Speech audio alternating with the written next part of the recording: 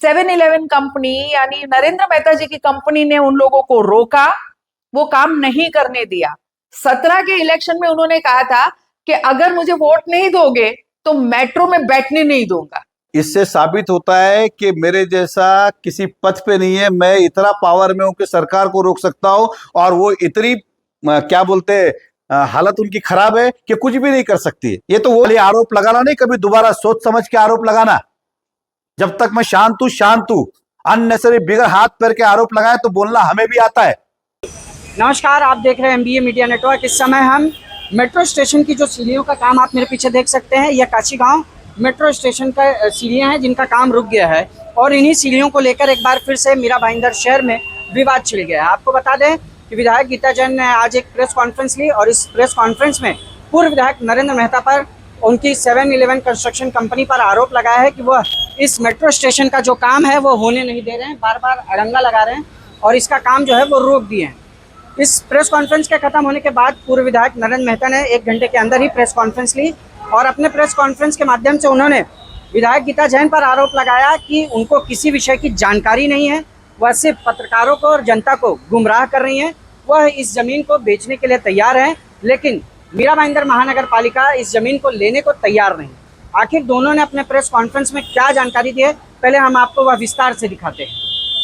देखिए, जब मैंने पता करने की कोशिश की तब काशीगांव जो स्टेशन हमारा है उसमें 4 सीढ़ी होती है। आप देखते हैं हर एक स्टेशन में 2 बाजू से 2-2 सीढ़ी उतरती है। जो एक सीढ़ी उतर रही है वहां कॉरपोरेशन ने अपने खर्च से रोड और नाले बनाए हैं। तो डिजाइन की तब कॉरपोरेशन MMRD ने ये सोच के की कि कॉरपोरेशन का रोड है तो हम वहां सीढ़ी उतारे।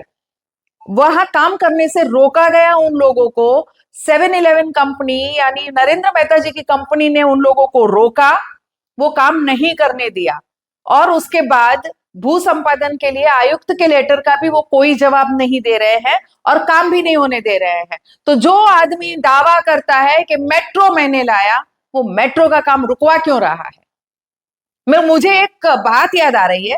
17 के इलेक्शन में उन्होंने कहा था कि अगर मुझे वोट नहीं दोगे तो मेट्रो में बैठने नहीं दूंगा। मुझे लगता है ये वही संदर्भ है, क्योंकि उनको पता था। आपको मालूम है थोड़े समय पहले वेस्ट में भी उन्होंने काम रुकवाया था। अरे इनफैक्ट मैं तो कल ये सब सोचते हुए बैठी थी, पानी की टाकी का काम उन्होंने कुछ समय पहले रुकवाया था। उसमें भी बहुत उधर से तो उनकी जमीन चाहिए नहीं थी, सिर्फ पासिंग के लिए एक रोड चाहिए था जो ट्रक ऊपर जा सके। वो काम उन्होंने रुकवाया। शहर के लिए पानी की टाकी बनाने का काम लेट हुआ। अब मेट्रो का काम रुकवा रहा है, शहर के लिए मेट्रो होने का काम लेट हो रहा है।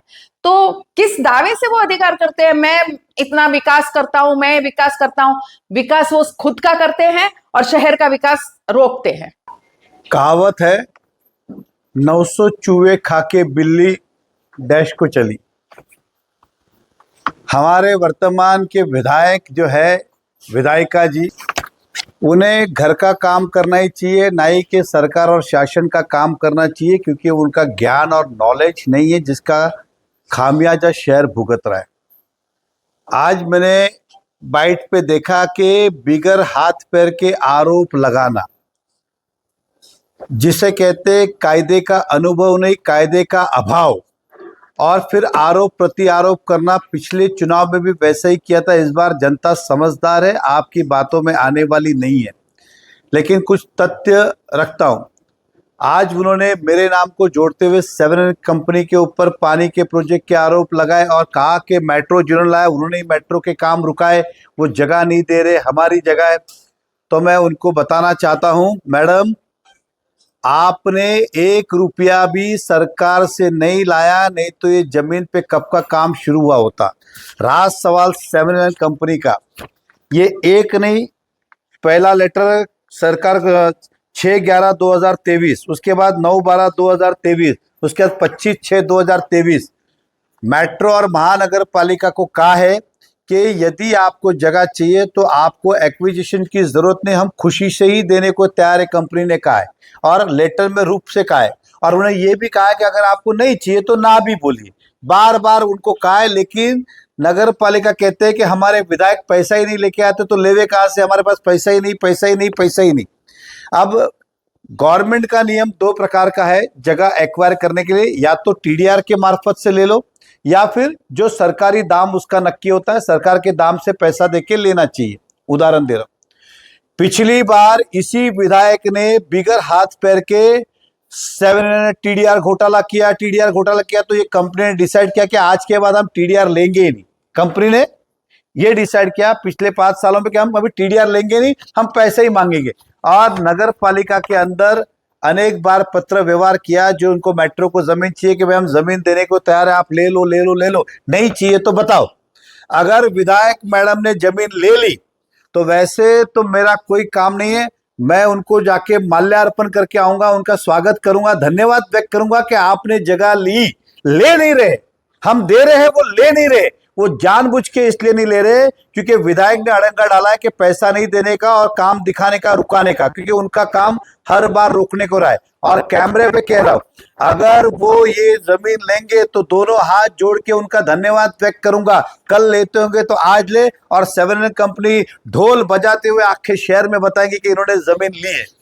तो ये जमीन उनको चाहिए नहीं, खाली बात कर रहे, हम देने को तैयार है। दूसरी बात, पिछले 5 सालों में इतनी जमीन नगर पालिका को जब जरूरत पड़ी तब तक 7 दी, उसका इन्होंने एक बार नहीं 10 बार लेटर दिया है। तो करीबन इन जमीन की सरकारी कीमत के हिसाब से 7-Eleven को 200 करोड़ रुपया उनसे लेना बनता है। कितना?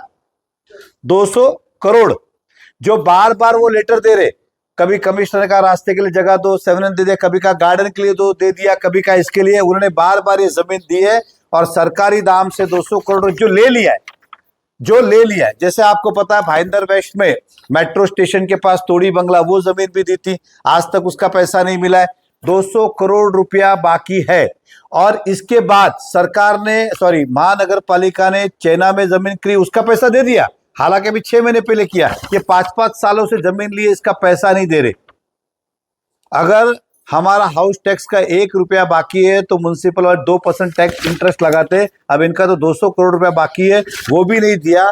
प्लस ये जो जगह है, तो विधायक मैडम अगर नहीं आपको पता है तो जरा पता कीजिए। एक बार नहीं 10 बार दिया है, ना कलेक्टर के पास जाने की जरूरत है, ना किसी के पास जाने की। हम तो बाजा गाजा के साथ देने को तैयार है। कल लेते होंगे तो अभी लो, अभी लेते तो 1 सेकंड बाद ले लो आप, हमारा तो ये कहना है। तो इस तरह की झूठी अफवाहें नहीं फैलाए और गलत नहीं दे।